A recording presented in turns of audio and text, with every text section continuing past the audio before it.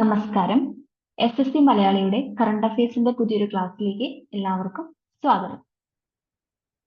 So first May international labour day ആണ്, അല്ലെങ്കിൽ നമ്മൾ മെയ് ഡേ എന്നും പറയും. ഇത് കംഗാർ ദിവസ് അല്ലെങ്കിൽ കംഗാർ ദിൻ, ആന്ധ്ര രാഷ്ട്രീയ ശ്രമിക് ദിവസ് എന്നൊക്കെ നമ്മൾ അറിയപ്പെടുന്നുണ്ട്. അപ്പോ ഇതെന്ന് പറയുന്നത് ലേബർ റൈറ്റ്സിന് ആയിട്ട് ബന്ധപ്പെട്ട സ്ട്രഗിളും കാര്യങ്ങളും ഒക്കെ നമ്മളെ ലോകത്തെ അറിയിക്കാൻ വേണ്ടിയിട്ടുള്ള ഒരു ഡേ ആണ്. ഇപ്പോ ചിക്കാഗോ, അമേരിക്കയിലെ ചിക്കാഗോയില് നടന്ന ചില ഇവന്റ്സ് ഉണ്ട്, ലേബർ റൈറ്റ്സുമായിട്ട് ബന്ധപ്പെട്ട് നടന്ന ചില ഇവന്റ്സ്. അതിനെ റിമെമ്പർ ചെയ്യുന്ന രീതിയിലാണ് ഈ ഒരു ഡേ നമ്മൾ ഇന്റർനാഷണലി സെലിബ്രേറ്റ് ചെയ്യുന്നത്.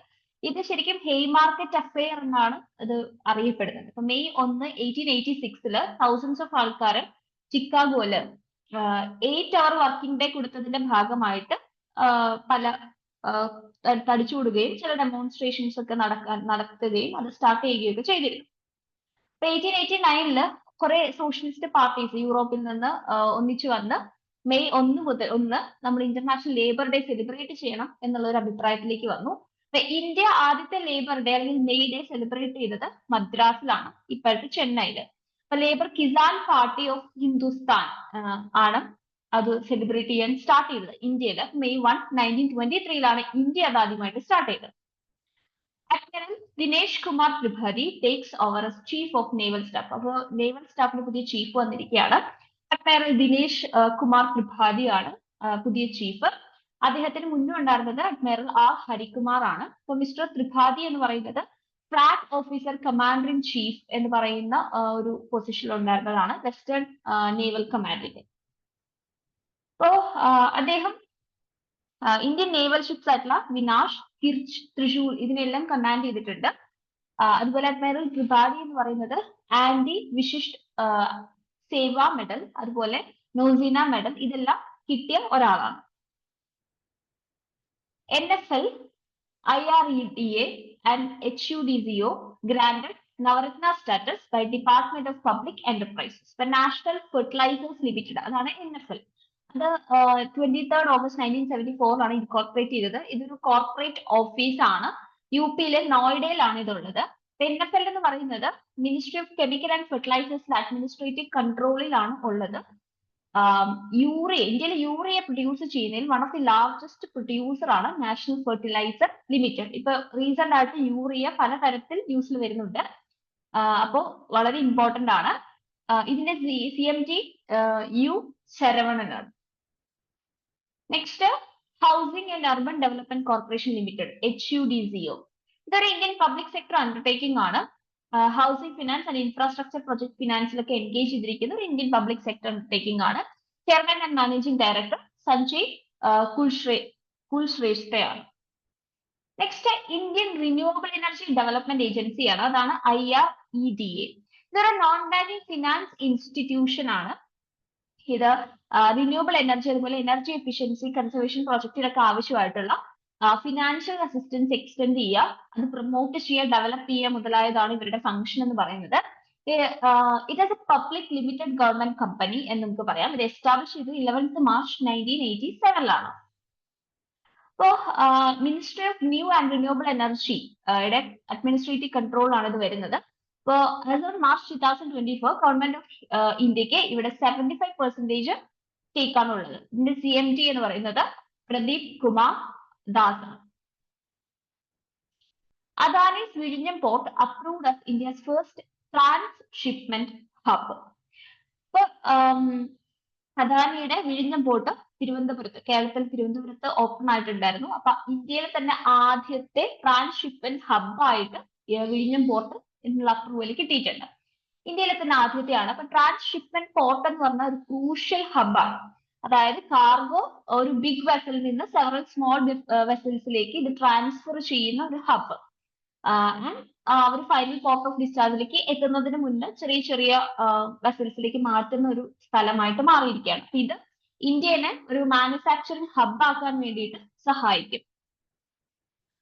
അപ്രോക്സിമേറ്റ്ലി 75% ഓഫ് ഇന്ത്യയുടെ ട്രാൻസ്ഷിപ്മെന്റ് കാർഗോ എന്ന് പറയുന്നത് കറന്റ്ലി ചെയ്യുന്നത് പ്രോസസ് ചെയ്യുന്നത് ഓവർസീ പോർട്ടുകളിലാണ്. അതായത് ഡെസ്റ്റിനേഷൻസ് ആയിട്ടുള്ള കൊളംബോ, സിംഗപ്പൂരിലൊക്കെയാണ്. Okay, Krishna Ella takes power presidency of the Indian Vaccine Manufacturers Association. അപ്പൊ Indian vaccine manufacturers association announce ചെയ്തിരിക്കുകയാണ് കൃഷ്ണ എല്ല അവരുടെ co founder and executive chairman of Bharat biotech പുതിയ പ്രസിഡന്റ് ആകാൻ പോവാണ് 2 വർഷത്തേക്കാണ് ഫ്രം ഏപ്രിൽ 2024. അപ്പൊ മിസ്റ്റർ എല്ല എന്ന് പറയുന്നത് അഡാർ സി പൂനാവാലയിൽ നിന്നാണ് ഈ ഒരു പ്രസിഡൻസി ഏറ്റെടുക്കുന്നത്. 2019 മുതൽ ഇപ്പൊ മാർച്ച് 2024 വരെയാണ് അദ്ദേഹം പൂനാവാല ഈ ഒരു പൊസിഷനിൽ ഇരുന്നിരുന്നത്. Alok Shukla wins Goldman Prize or Green Nobel for Hasdeo Aranya campaign. അപ്പൊ അലോക് ശുക്ല കൺവീനർ ഓഫ് ഛത്തീസ്ഗഡ് ബച്ചാവോ ആന്തോളൻ എന്ന് പറയുന്ന ഒരു ഇതിന്റെ കൺവീനർ ആണ്, ഫൗണ്ടിങ് മെമ്പർ ആണ്.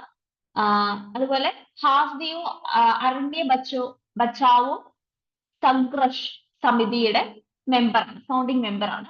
2024 ഗോൾഡ്മാൻ പ്രൈസ് ഏഷ്യയിൽ നിന്ന് കിട്ടിയത് അദ്ദേഹത്തിനാണ്. അപ്പൊ ശുക്ല എന്ന് പറയുന്നത് അദ്ദേഹം ഹാസ്തിയോ അരണ്യ, ഛത്തീസ്ഗഡിലെ ഹാസ്തിയോ അരണ്യ ഫോറസ്റ്റ് പ്രൊട്ടക്ട് ചെയ്യാൻ കാണിച്ച ഇഫേർട്സിനാണ് ഈ ഒരു അവാർഡ് അദ്ദേഹം കിട്ടുന്നത്. അലോക് ശുക്ല എന്ന് പറയുന്നത് ഒരു സക്സസ്ഫുൾ കമ്മ്യൂണിറ്റി ക്യാമ്പയിൻ ആണ് ഇതിന്റെ പുറകിൽ നടത്തിയിരിക്കുന്നത്. ഏകദേശം 4,45,000 ഏക്കറോളം ബയോഡൈവേഴ്സിറ്റി റിച്ച് ആയിട്ടുള്ള ഫോറസ്റ്റിനെ കോൾ മൈൻസ് കാരണം, അതിന്റെ പ്ലാനിങ് കാരണം അത് നഷ്ടപ്പെട്ടു എന്നുള്ള അവസ്ഥയിൽ എത്തിയപ്പോഴാണ് ഇങ്ങനെ ഒരു ക്യാമ്പയിൻ വിളിച്ചു കൊടുത്തത്. അങ്ങനെ ഛത്തീസ്ഗഡിലെ ഈ മൈൻസിന്റെ ഈ ഓപ്പറേഷൻസിൽ നിന്നെല്ലാം ഈ ഒരു ഫോറസ്റ്റിനെ രക്ഷിക്കാൻ വേണ്ടിയിട്ടും ഇവർക്ക് സാധിച്ചിരുന്നു. NHPC Limited to collaborate with Norwegian company for implementation of floating solar energy technology in India. NHPC Limited largest organisation ആണ് ഹൈഡ്രോ പവർ ഡെവലപ്മെന്റുമായി ബന്ധപ്പെട്ട് ഇന്ത്യയിൽ പ്രവർത്തിക്കുന്ന. അപ്പൊ അവര് ഓഷ്യൻ സൺ എന്ന് പറയുന്ന നോർവേനിയൻ കമ്പനിയുമായിട്ട് ഒരു മെമ്മറാണ്ടം ഓഫ് അണ്ടർസ്റ്റാൻഡിംഗ് ഒപ്പുവെച്ചിട്ടുണ്ട്. ഫ്ലോട്ടിംഗ് സോളാർ ഇൻഡസ്ട്രിയുടെ ടെക്നോളജി കാര്യങ്ങളെല്ലാം ഇന്ത്യയിൽ ഓപ്പറേറ്റിംഗ് സ്റ്റാർട്ട് ചെയ്യാൻ വേണ്ടിയിട്ട്. Justice P.S. Dinesh Kumar takes charge as the SAT presiding officer. SAT എന്ന് പറയുമ്പോൾ സെക്യൂരിറ്റീസ് അപ്പലേറ്റ് ട്രിബ്യൂണൽ ആണ്. ഇപ്പോ ഫിനാൻസ് മിനിസ്ട്രി ആണ് PS ദിനേശ് കുമാറിനെ, അദ്ദേഹം ഒരു റിട്ടയർഡ് ജഡ്ജാണ്, സെക്യൂരിറ്റീസ് അപ്പലേറ്റ് ട്രിബ്യൂണലിന്റെ പ്രിസൈഡിംഗ് ഓഫീസർ ആയിട്ട് 4 വർഷത്തേക്ക് അപ്പോയിന്റ് ചെയ്തത്. കുമാർ എന്ന് പറയുന്ന ഒരു former chief justice of Karnataka ഹൈക്കോർട്ടിലെ ഒരു former chief justice, retired chief justice ആണ് മിസ്റ്റർ PS ദിനേശ് കുമാർ. ഇപ്പൊ സാറ്റ് എന്ന് പറയുന്നത് securities and exchange board of ഇന്ത്യയുടെ ഓർഡേഴ്സിനെതിരായിട്ടുള്ള അപ്പീൽസ് ഹിയർ ചെയ്യുകയും അത് ഡിസ്പോസ് ചെയ്യുകയൊക്കെ ചെയ്യുന്ന ഒരു ട്രിബ്യൂണൽ ആണ്. ഇപ്പോൾ മാത്രമല്ല insurance regulatory development authority of ഇന്ത്യയുടെ, pension fund regulatory and development authority, ഇവരുടെ എല്ലാ അപ്പീൽസും അതുപോലെ സ്റ്റോക്ക് എക്സ്ചേഞ്ച് ഡിപ്പോസിറ്ററീസ് ഇതിനെതിരെയുള്ള എല്ലാ അപ്പീൽസും ഇവിടെ എടുക്കുന്നുണ്ട്. India Today's AI anchor Sana wins global media award. India ടുഡേയുടെ ഒരു AI ആങ്കർ ഉണ്ട് സന.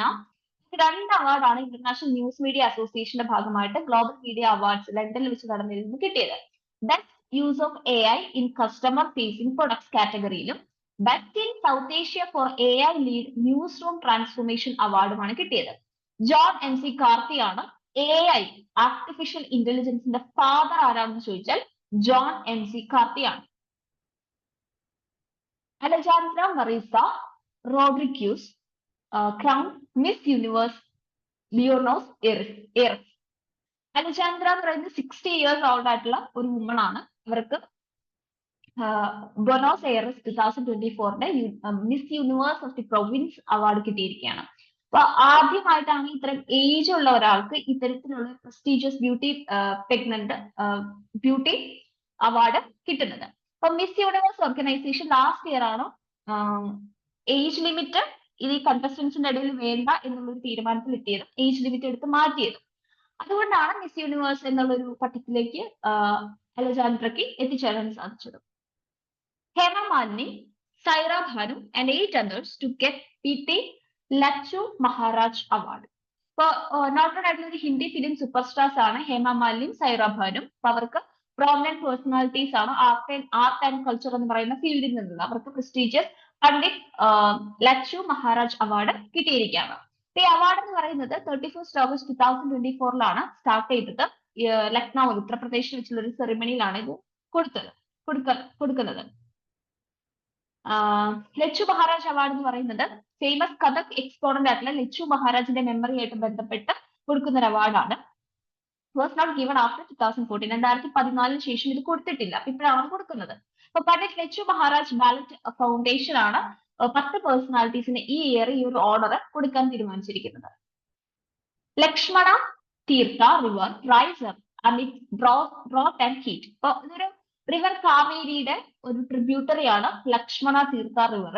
കൊട്ടക് അല്ലെങ്കിൽ കൂർഗ് ഡിസ്ട്രിക്റ്റിലുള്ള ആണ് ഇത് ഒഴുകുന്നത്. ലക്ഷ്മണ തീർത്ഥ ഫോൾസ് അല്ലെങ്കിൽ ഇരിപ്പോ ഫോൾസ് എന്ന് പറയും. അത് കേരളമായിട്ട് ബോർഡർ ചെയ്യുന്ന ഒരു ഫോൾസ് ആണ്. അത് ഈ ഒരു റിവറിലാണ് ഉള്ളത്. അപ്പൊ സൗത്ത് കൊടകിലുള്ള ഫാമേഴ്സ് ഈ ക്രോപ്സ് കൾട്ടിവേറ്റ് ചെയ്യുന്ന ഫാമേഴ്സ് ഇറിഗേഷൻ ചെയ്യാനൊക്കെ ഇപ്പൊ ബുദ്ധിമുട്ടിക്കൊണ്ടിരിക്കുകയാണ്. കാരണം വളരെ വരൾച്ചയാണ് അവർ നേരിടുന്നത്. അപ്പൊ ഈ റിവർ വറ്റി തുടങ്ങിയിരിക്കുകയാണ്.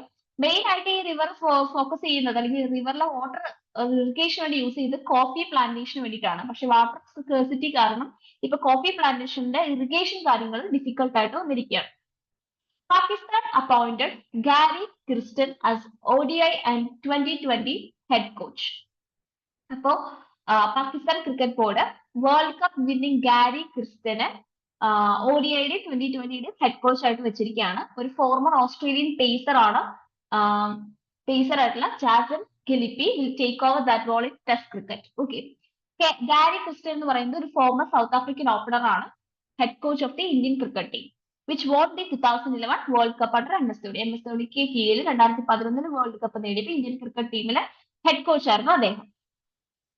China launches ഷെൻസോ 18 mission. അപ്പോ ഒരു ടീം ഓഫ് മൂന്ന് ആസ്ട്രോനട്സ് ഷെൻസോ 18 സ്പേസ് ക്രാഫ്റ്റിൽ, അതിനെ ഡിവൈൻ വെസൽ എന്നും വിളിക്കുന്നുണ്ട്. ഇത് ലോഞ്ച് ചെയ്തിരിക്കുകയാണ്.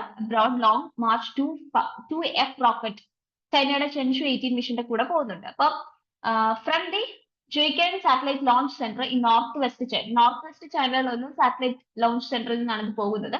അപ്പോ ടിയാങ്ങോങ് സ്പേസ് സ്റ്റേഷൻ, ലോ എർത്ത് ഓർബിറ്റിലുള്ള ടിയാങ്ങോങ് സ്പേസ് സ്റ്റേഷനിലേക്കാണ് ഇത് ലോഞ്ച് ചെയ്തിരിക്കുന്നത്. അവിടേക്കാണ് ഇതിന്റെ ലക്ഷ്യം എന്ന് പറയുന്നത്. World's first personalised mRNA vaccine for melanoma undergoing trials. ഇപ്പൊ ഒരു റെവല്യൂഷണറൈസ് ആയിട്ടുള്ള ഒരു മൊമെന്റ് ആണിത്. മെലനോമ എന്നത് സ്കിൻ ക്യാൻസർ ആണ്. അപ്പൊ അതിന്റെ ട്രീറ്റ്മെന്റുമായി ബന്ധപ്പെട്ട് ഒരു പെർമനന്റ് ക്യൂർ ഓഫർ ചെയ്യുന്ന ഒരു കാര്യമാണ് ഈ പറയുന്ന mRNA വാക്സിൻ എന്ന് പറയുന്നത്. അപ്പൊ മെലനോമ സ്കിൻ ക്യാൻസറിന്റെ ഒരു ലീഡിങ് കോസ് ആണ്. മെയിനായിട്ട് ഗ്ലോബലി ഡെത്ത് ഉണ്ടാക്കുന്ന ഒരു അസുഖമാണ്.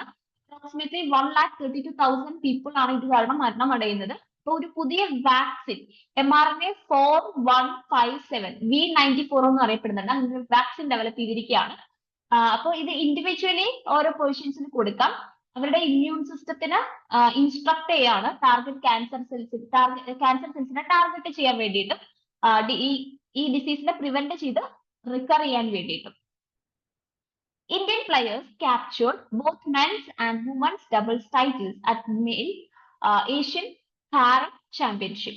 ഇപ്പോൾ 6th ഏഷ്യൻ കാരം ചാമ്പ്യൻഷിപ്പ് നടന്നിരിക്കുകയാണ്. അവിടെ വെച്ച് ഇന്ത്യൻ പ്ലെയേഴ്സ് മെൻസും വുമൻസ് ഡബിൾസ് വിഭാഗത്തിലും മാൽദീവ്സിൽ വെച്ചിട്ടാണ് നടന്നതിൽ അവര് എന്താ പറയാ അവർ വിൻ ചെയ്തിരിക്കുകയാണ്. അപ്പൊ മെൻസ് ഡബിൾസിൽ ഇന്ത്യൻ ഡ്യുവോ K ശ്രീനിവാസും മുഹമ്മദ് ഗുഫ്രാനും ആണ്. വുമൻസ് ഡബിൾസിലെ ഇന്ത്യൻ ആഗനക്ഷ ആൻഡ് കടം ആൻഡ് ഷെയ്നി സെബാസ്റ്റ്യനുമാണ്.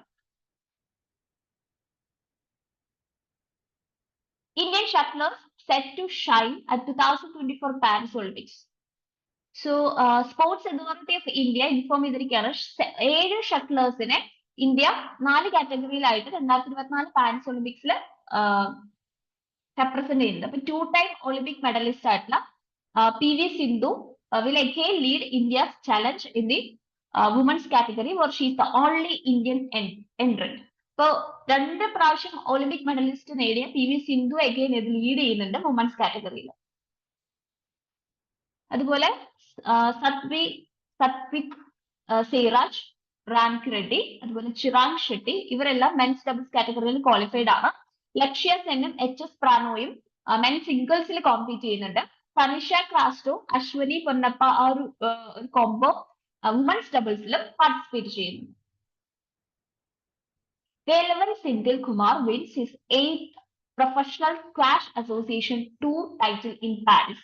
ഇന്ത്യയുടെ വേലവൻ സെതിൽ കുമാർ 8ാമത്തെ പ്രൊഫഷണൽ സ്ക്വാഷ് അസോസിയേഷന്റെ ടൂറിന്റെ ഭാഗമായിട്ട് നടന്ന മാച്ച് ഓപ്പൺ PCA ചാലഞ്ചർ ഇവന്റിൽ പാരീസിൽ വെച്ചിട്ടാണ് നടന്നത്. അതിൽ വിൻ ചെയ്തിരിക്കുകയാണ്.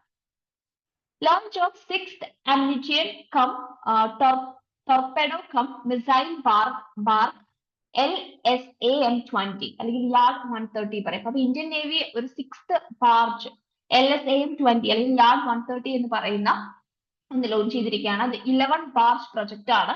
MS സൂര്യദിത്ത പ്രൊജക്ട് പ്രൈവറ്റ് ലിമിറ്റഡ് ആണ് ഇത് കൺസ്ട്രക്ട് ചെയ്തത്. ട്രാൻസ്പോർട്ട് ബൂസ്റ്റ് ചെയ്യുന്നതിനും നേവൽ ഓപ്പറേഷൻസും ലോജിസ്റ്റിക്സ് ഒക്കെ ബൂസ്റ്റ് ചെയ്യുന്നതിന് വേണ്ടിയിട്ടാണ് ഇത് കൊണ്ടുവന്നിരിക്കുന്നത്. ഈ ബാർജ് എന്ന് പറയുന്നത് എന്താണെന്ന് നമുക്ക് നോക്കാം. ഇതൊരു ഫ്ലാറ്റ് ബോട്ടം ആയിട്ടുള്ള ഒരു മറൈൻ വെസൽ ആണ്. മെയിൻലി കാർഗോ ട്രാൻസ്പോർട്ടേഷൻ വേണ്ടിയിട്ടാണ് ഇത് യൂസ് ചെയ്യുന്നത്. അപ്പൊ ഇത് ഇൻഡിപെൻഡന്റ് ബോട്ട് പോലെ മൂവ് ചെയ്യില്ല, അത് ഫ്ലോട്ട് ചെയ്യാണ് ചെയ്യാം, അല്ലെങ്കിൽ മറ്റു വെസൽസിന്റെ കൂടെ ടോഡ് ചെയ്യാണ് ചെയ്യാം. അപ്പൊ നേവൽ സ്റ്റാഫിന്റെ ചീഫ് ആയിട്ട് admiral Dinesh Kumar Tripathi, admiral R Harikumar April 30, 2024 retire ആയതിന്റെ ഭാഗമായിട്ട് ചീഫായിട്ട് പുതിയൊരാൾ വന്നിട്ടുണ്ട്, admiral Dinesh Kumar Tripathi. AF successfully test Crystal Maze 2 missile capable of striking targets up to 250 km away.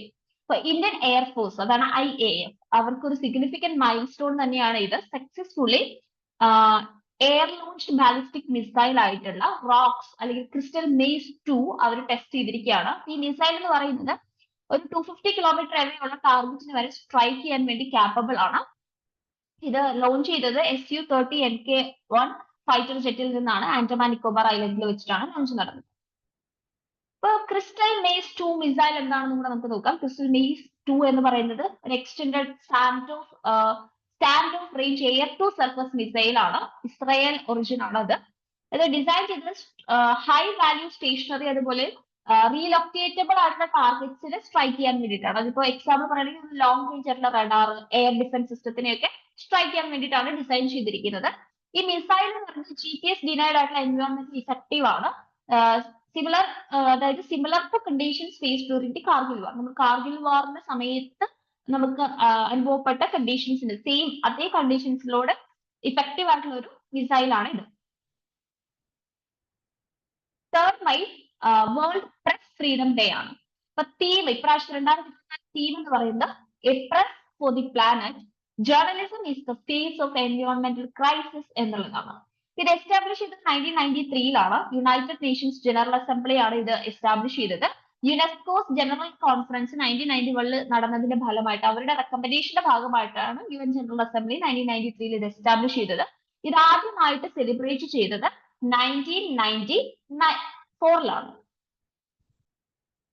Next international chess federation award grand master title to Indian chess prodigy Vaishali Ramesh Babu.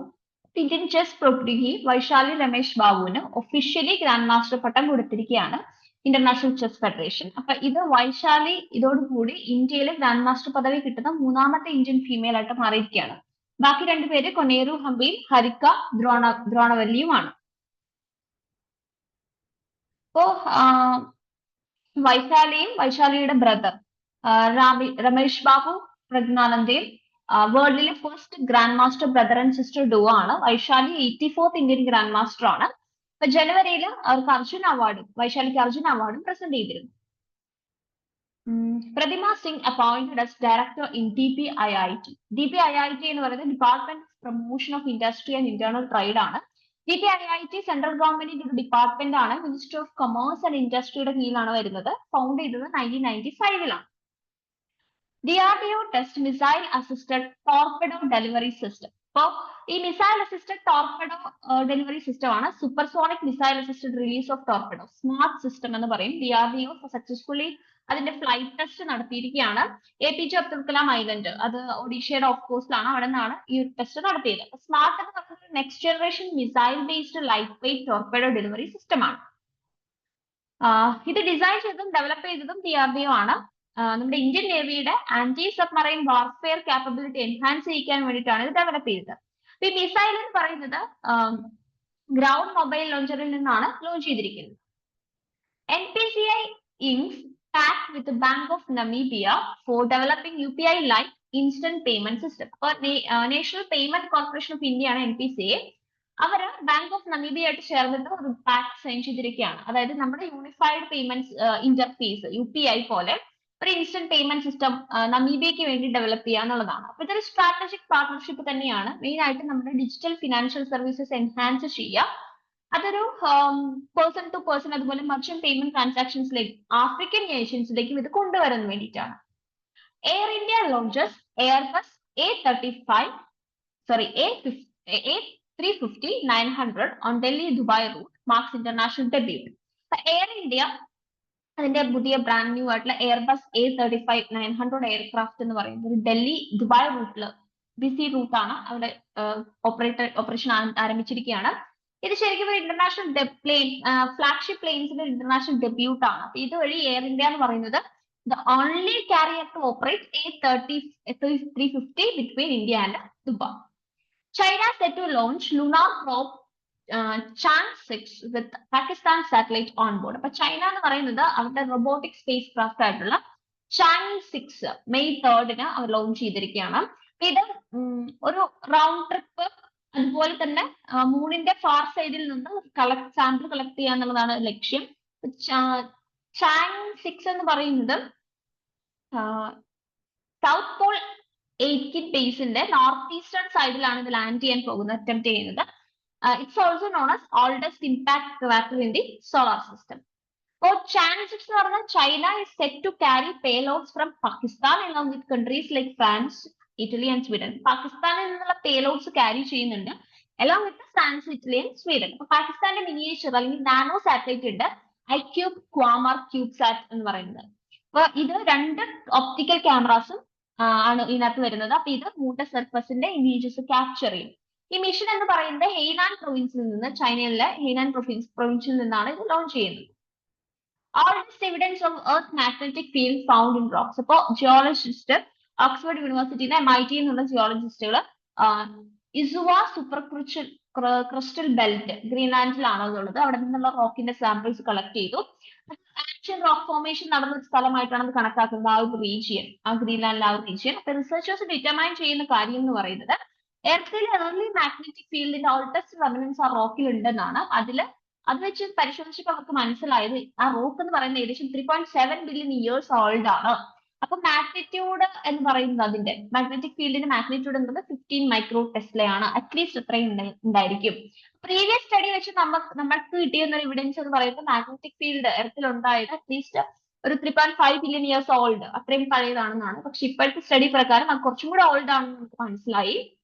അപ്പൊ ഈ ഫൈൻഡിങ്ങിലൂടെ നമ്മൾ വിചാരിച്ചതിനേക്കാളും കുറച്ചും കൂടെ മുന്നേ തന്നെ എർത്ത് ഹാബിറ്റബിൾ ആയിരുന്നു എന്നുള്ളതാണ് നമുക്ക് ഇതിൽ നിന്ന് മനസ്സിലാകുന്നത്. കാരണം സ്റ്റേബിൾ മാഗ്നറ്റിക് ഫീൽഡ് എന്ന് പറയുന്നത് അല്ലെങ്കിൽ മാഗ്നറ്റിക് ഷീൽഡ് എന്ന് പറയുന്നത് എർത്തിലെ ഹാബിറ്റബിൾ കണ്ടീഷൻസ് ഉണ്ടാക്കാൻ ഒരു ക്രൂഷ്യൽ റോൾ വഹിക്കുന്ന ഒരു സംഭവമാണ്. മാഗ്നറ്റിക് ഫീൽഡ് എങ്ങനെയാണ് സഹായിക്കുന്നതെന്ന് ചോദിച്ചു കഴിഞ്ഞാൽ സോളാർ റേഡിയേഷനിൽ നിന്ന് വരുന്ന ഹാർംഫുൾ റേസും കോസ്മിക് റേസ് ഒക്കെ പ്ലാനറ്റിൽ എത്താതെ പ്രൊട്ടക്ട് ചെയ്യുന്നത് മാഗ്നറ്റിക് ഫീൽഡ് ആണ്. ഓക്കെ, അപ്പൊ ഇത് അറ്റ്മോസ്ഫിയർ സസ്റ്റെയിൻ ചെയ്യാനും വാട്ടർ ലിക്വിഡ് ഫോമിൽ ലിക്വിഡ് ഫോമിൽ വാട്ടർ ഉണ്ടെങ്കിൽ ലൈഫ് സസ്റ്റെയിൻ ചെയ്യുള്ളൂ, അതിനെല്ലാം സഹായിക്കുന്ന മാഗ്നറ്റിക് ഫീൽഡ് ആണ്. അപ്പൊ ഇത് ഏർലിയർ ആയിട്ട് ഇത് എർത്തിലുണ്ടെന്ന് പറഞ്ഞാൽ അത്രയും എർത്ത് ഹാബിറ്റബിൾ ആയിരുന്നു, അത്രയും കാലം മുന്നേ തന്നെ ഈ നമ്മുടെ എർത്ത് ഹാബിറ്റബിൾ ആയിരുന്നു എന്നാണ് അതിന്റെ അർത്ഥം. അപ്പൊ ഇത് മാഗ്നറ്റിക് പ്രോപ്പർട്ടി അനലൈസ് ചെയ്യുമ്പോഴും അയൺ ഓക്സൈഡ് മിനറൽസിന്റെ ഓറിയന്റേഷൻ അനലൈസ് ചെയ്യുമ്പോഴും ആൻഷ്യൻ ഫീൽഡ് സ്ട്രെങ്ത്തിനെ കുറിച്ചുള്ള കാര്യങ്ങൾ റിസർച്ചേഴ്സിന് മനസ്സിലാക്കാൻ സാധിക്കും. ഇപ്പോ എർത്തിന്റെ മാഗ്നറ്റിക് ഫീൽഡ് എന്ന് പറയുന്നത് മെഷർ ചെയ്യുന്നത് ഏകദേശം 30 മൈക്രോ ടെസ്ലയാണ്. 3rd May international leopard day ആണ് സെലിബ്രേറ്റ് ചെയ്യുന്നത്. അപ്പൊ officially first global leopard conference നടന്നത് മാർച്ച് 2023 ഇത് മെയിൻ ആയിട്ട് ലെപ്പേർഡിന്റെ സയന്റിഫിക് നെയിം പാന്തറ പാർഡസ് എന്നാണ്. അതിന്റെ ഒരു മാഗ്നിഫിക്കന്റ് കൺസർവേഷനുമായിട്ട് ബന്ധപ്പെട്ട് ആണ് ഇങ്ങനൊരു ഡേ നമ്മൾ സെലിബ്രേറ്റ് ചെയ്യുന്നത്. May 4 കോൾ മൈനേഴ്സ് ഡേ ആണ്. ഇത് മെയിൻ ആയിട്ട് നമ്മുടെ കോൾ മൈനേഴ്സിൽ സാക്രിഫൈസ് ചെയ്തിരിക്കുന്ന കോൺട്രിബ്യൂട്ട് ചെയ്തിരിക്കുന്നവരെ ഓണർ ചെയ്യാനും റെക്കഗ്നൈസ് ചെയ്യാനുള്ള ഒരു ഡേ ആണ്. ഈ May 4 എന്ന് പറയുന്നത് സിഗ്നിഫിക്കന്റ് ആണ്, കാരണം ഇന്ത്യയിൽ ആദ്യമായിട്ട് ഒരു കോൾ മൈൻ ഇനാഗ്രേറ്റ് ചെയ്ത ഡേ ആണ് May 4. അത് 1907 വെസ്റ്റ് ബംഗാളിലെ റാണിഗഞ്ച് ആണ് ആദ്യത്തെ കോൾ മൈൻ എന്ന് പറയുന്നത്.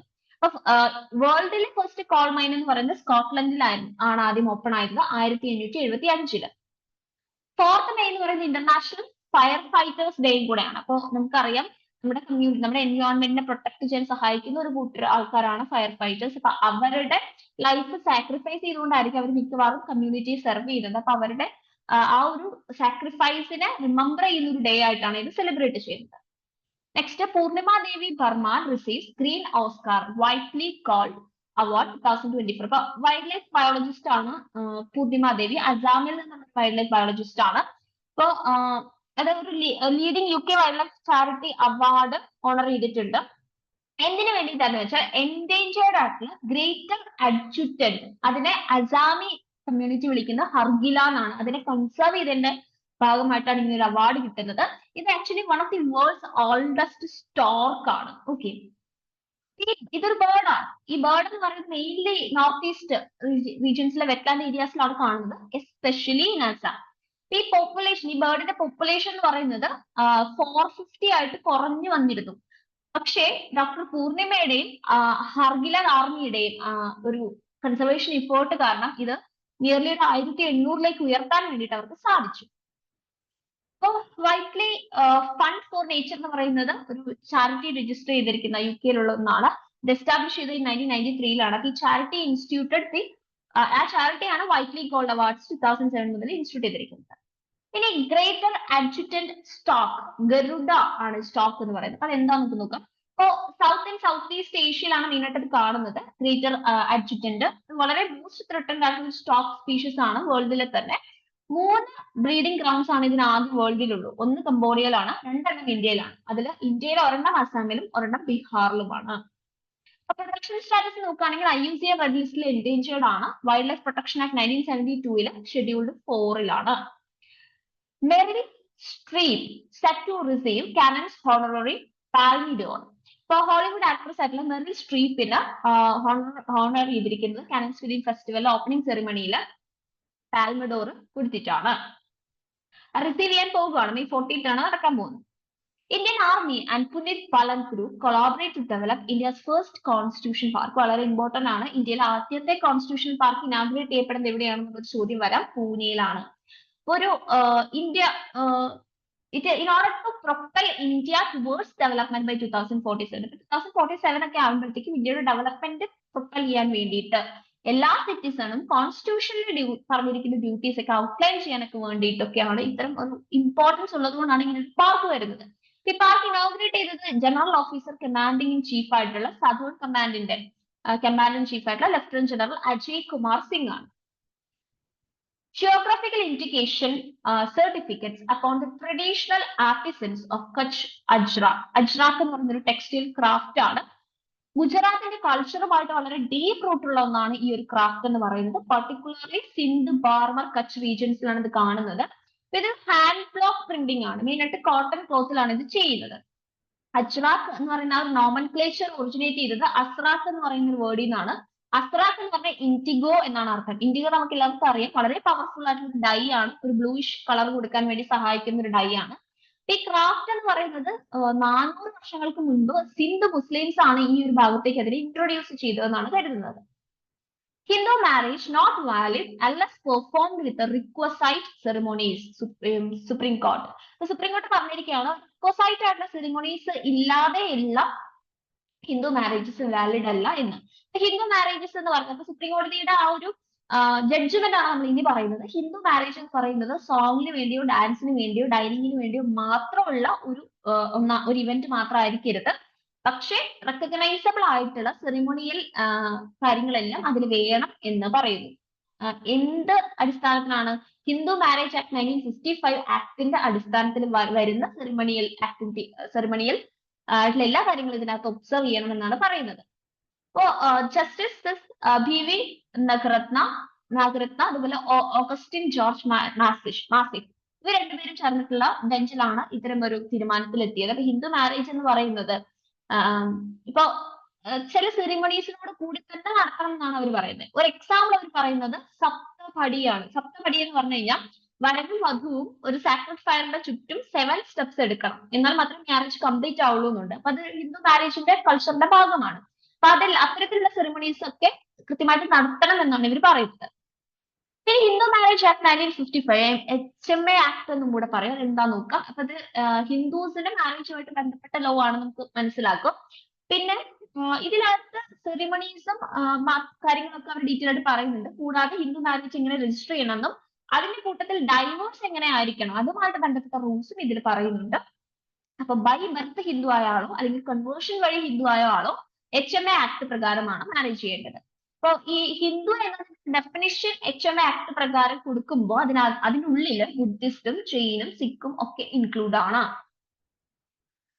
ഇനി കസ്റ്റമറി പ്രാക്ടീസസ് ഉണ്ട്, അത് വെൽ റെസ്പെക്ടോട് കൂടി തന്നെ HMA ആക്ടിൽ പറയുന്നുണ്ട്. അപ്പൊ മാരേജ് സെറിമണീസ് എന്ന് പറയുന്നത് കസ്റ്റംസും അക്സെപ്റ്റഡ് ആയിട്ടുള്ള കാര്യങ്ങളാണ് അതിനകത്ത് വരുന്നത്. ഫോർ എക്സാമ്പിൾ സപ്തപടി, നമ്മൾ നേരത്തെ പറഞ്ഞു, ഗ്രൂമും ബ്രൈഡും ഒരു ഹോളി ഫയറിന് ചുറ്റും 7 സ്റ്റെപ്സ് എടുക്കണം. അതൊരു ഹിന്ദു മാരേജ് പ്രകാരം അതൊരു നെസസറി റിച്വൽ ആണ്. അപ്പൊ ഈ ആക്ടിന്റെ സെക്ഷൻ 5 പറയുന്നുണ്ട് at a time 2 living wives വരുന്നത് ഹിന്ദു മാരേജ് പ്രകാരം, അതായത് ബൈഗാമി വരുന്നത് ഇല്ലീഗൽ ആണെന്ന് പറയുന്നുണ്ട്.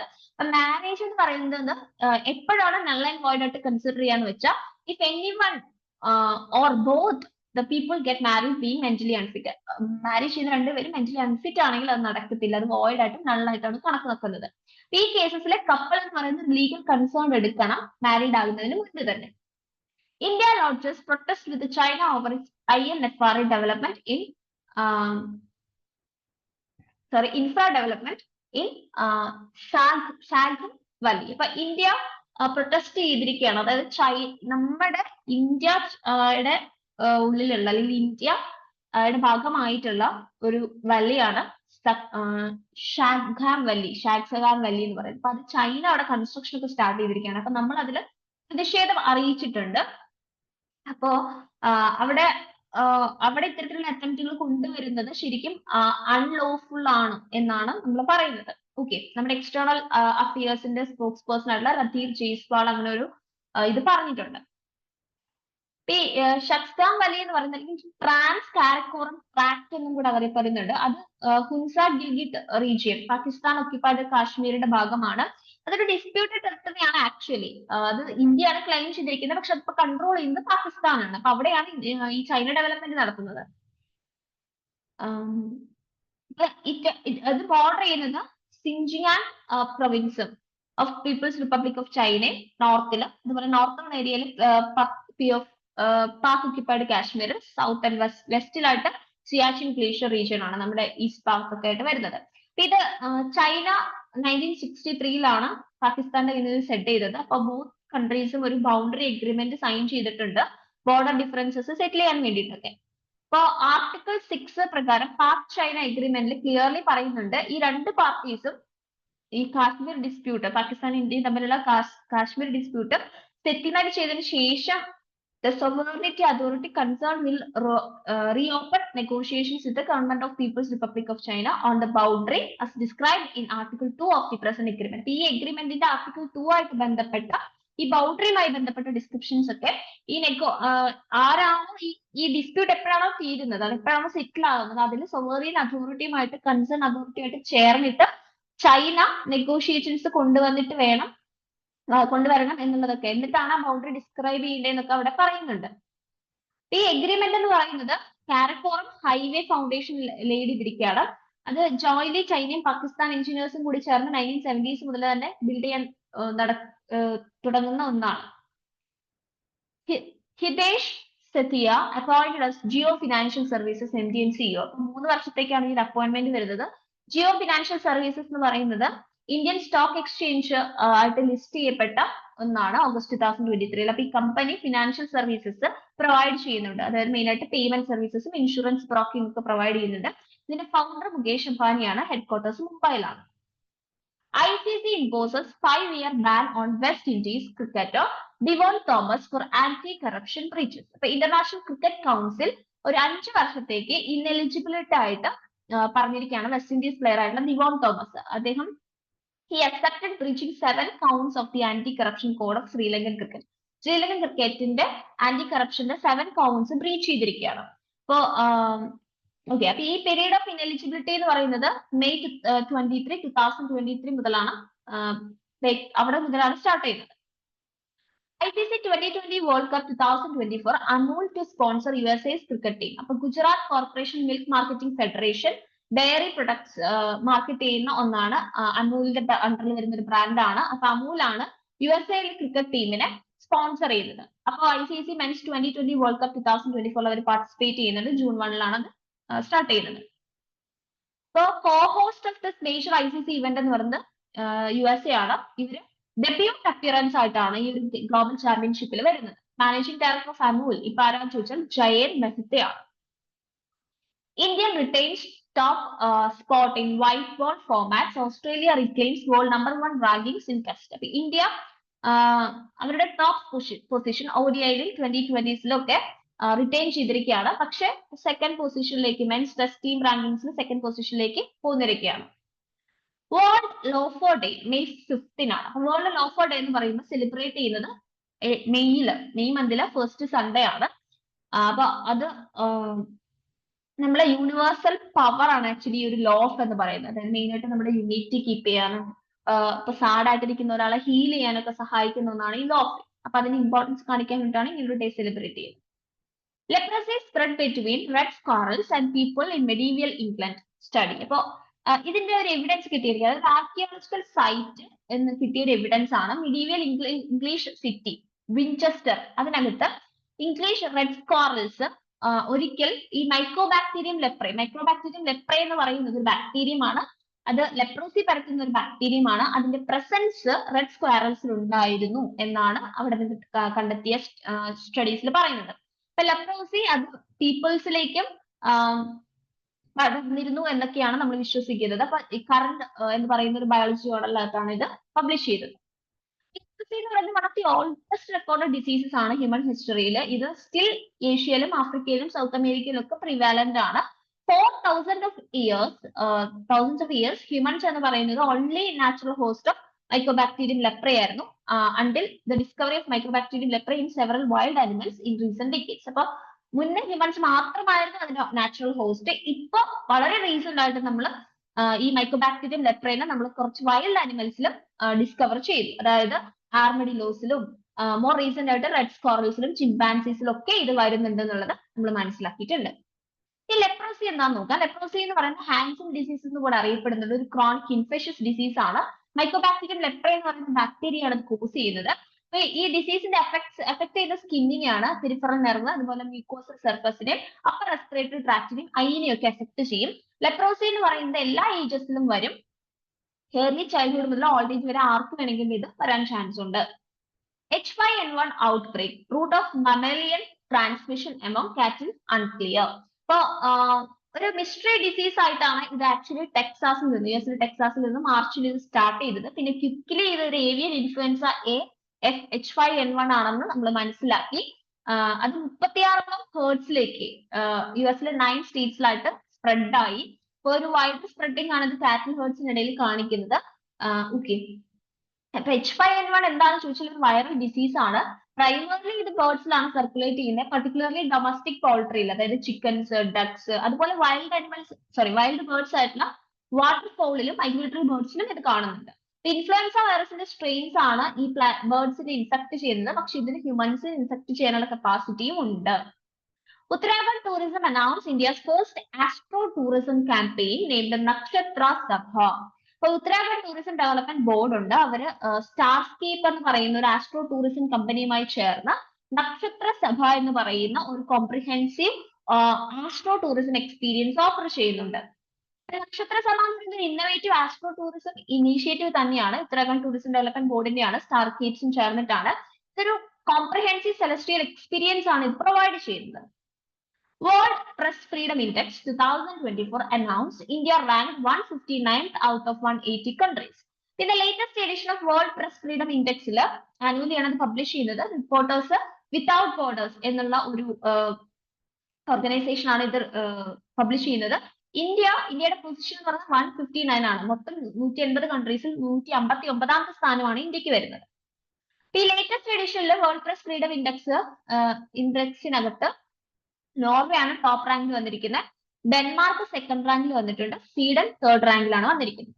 അപ്പോ ഇതിലൊരു ഹൈലൈറ്റ് എന്താന്ന് വെച്ചാൽ പ്രീവിയസ് റാങ്ക് നമ്മുടെ 161 ആയിരുന്നു. അതിന് കുറച്ച് ഇംപ്രൂവ്മെന്റ് വന്നിട്ടുണ്ട്.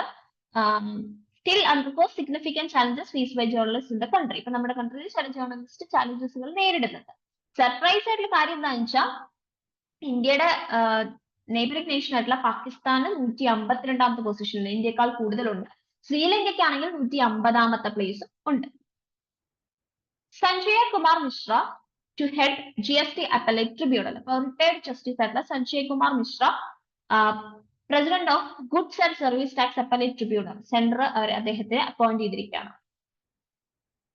ശാശി Bhujan Singh appointed secretary of national jute board. അപ്പോൾ Shashi Bhujan Singh 2010 batch IRTS officer ആണ്.